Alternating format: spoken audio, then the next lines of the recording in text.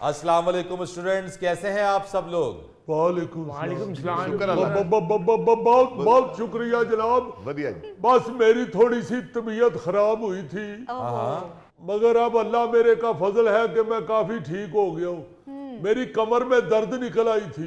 वो कैसे बख्तियार साहब? मैंने अपने पोते को उठाया जी। पोता मेरा है तो माशाल्लाह 1.25 साल का, मगर 1.25 मन का भी है वो माशाल्लाह बड़ा सेहतमंद है। वो उसे उठाया तो कमर में मेरे वो दर्द निकल आई। अब काफी बेहतर हूँ जी।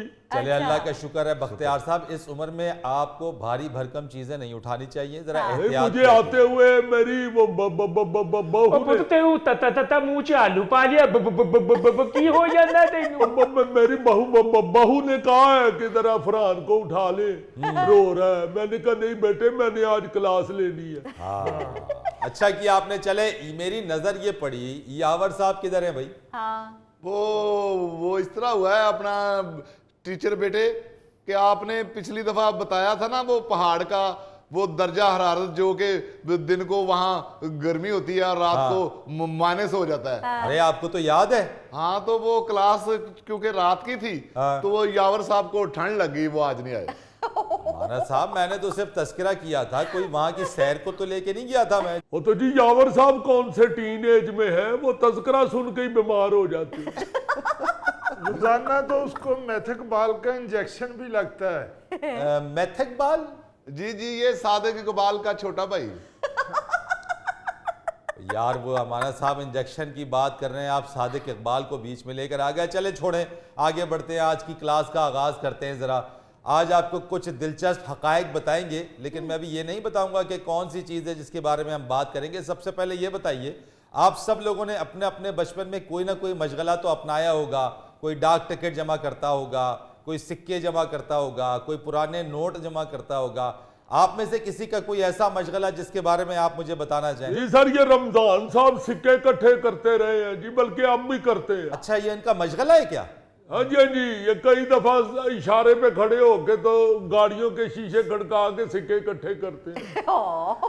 वो तो मैनू टिकटां दा शौक सी, ਜਿਹੜੀ ਖਤਾਂ ਦੇ ਉੱਤੇ ਨਹੀਂ ਲੱਗਦੀ ਸੀ। हाँ। ਲੋਕਾਂ ਦੇ ਖਤ ਆਂਦੇ ਸੀ, ਮੈਂ ਉਹਦੇ ਉੱਤੇ ਟਿਕਟ ਪੁੱਟ ਲੈਂਦਾ ਸਾਂ ਤੇ ਮੈਨੂੰ ਬੜਾ ਸ਼ੌਕ ਸੀ। अच्छा, डाक टिकट जमा करते जी, थे आप? पुत्र। तो मैं जी अमाना साहब। टीचर बेटे मैं तो बड़ों की नसीहतें जमा करता था हाँ। जो जिंदगी में मेरे बड़े काम आई।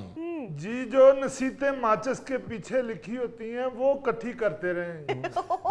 सर मैं तो सच्ची बात है जो ये मैं रमजान साहब को तो ऐसे ही शुगल में छेड़ रहा था। मैं खुद जो है ना जी ये सिक्के इकट्ठे करता रहा हूँ और ये नोट इकट्ठे करता था।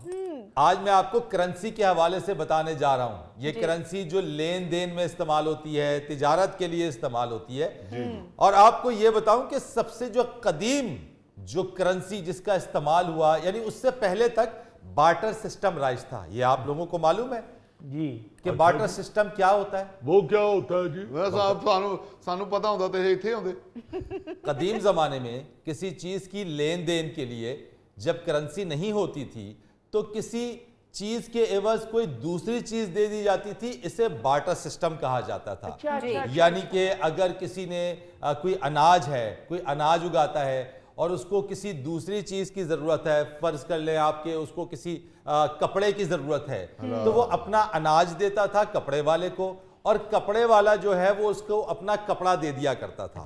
तो इस तरीके से ये सिस्टम एक्सचेंज या तबादला होता था और ये बार्टर सिस्टम कहलाता है। अच्छा, जिसको आप वट्टा सट्टा कहते हैं। मुख्तार साहब, वो शादी का मामला होता है, ये वट्टा सट्टा नहीं है, ये बार्टर सिस्टम है। ओके।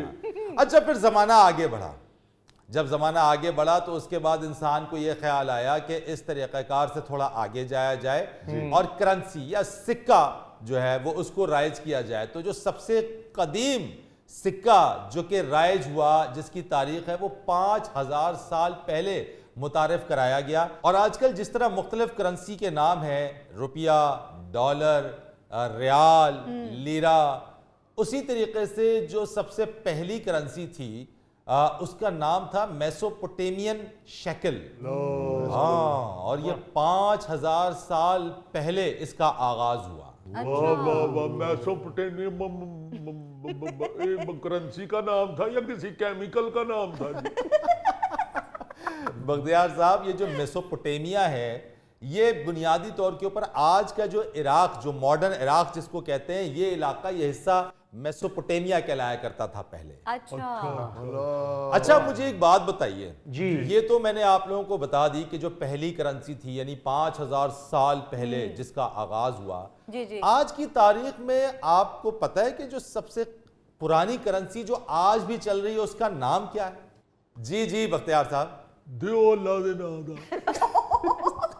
کیا بات کر رہے ہیں یار آپ؟ جی نواز صاحب۔ پوت میرے خیال درم کہندی ہے، درم۔ بالکل غلط۔ IMF۔